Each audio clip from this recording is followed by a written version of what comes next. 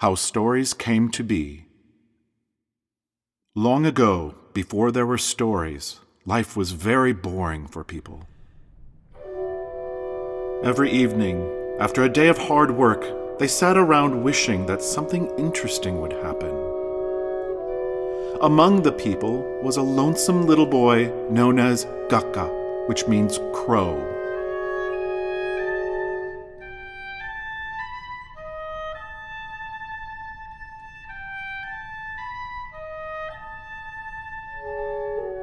One day, as Gaka was returning home from hunting, he came upon a great cliff where the rocks formed a face like that of a man.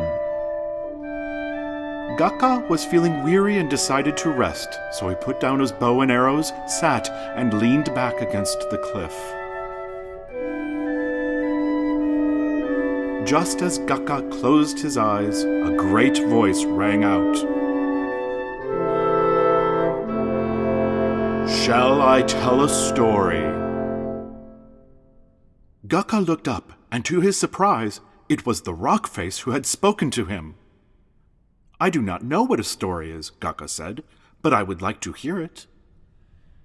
The great stone spoke of how the earth was made. Gaka had never heard something so interesting and exciting in his life.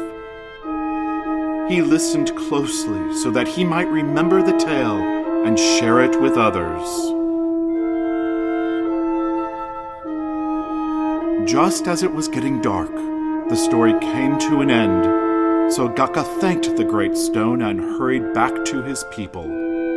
When Gaka arrived in his village, no one looked up until he spoke, his voice louder and deeper than it had ever been before. "Shall I tell a story?" he asked. Gaka repeated the tale that had been given to him by the great stone.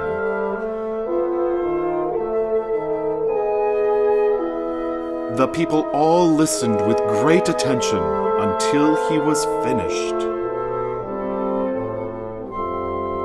When the story ended, the entire village cheered and exclaimed, "That was wonderful, Gaka! Please tell us another!"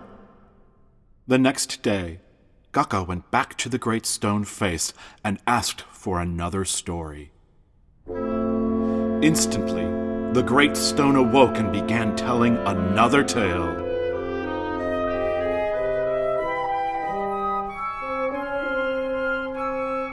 And so it went. Gaka continued to return to the great stone each night for more tales to share with his people. As he told his stories night after night, he also grew in size. He was no longer a small, lonesome boy, but a tall and forthright man.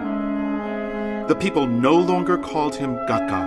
His new name was Hagaota, the storyteller.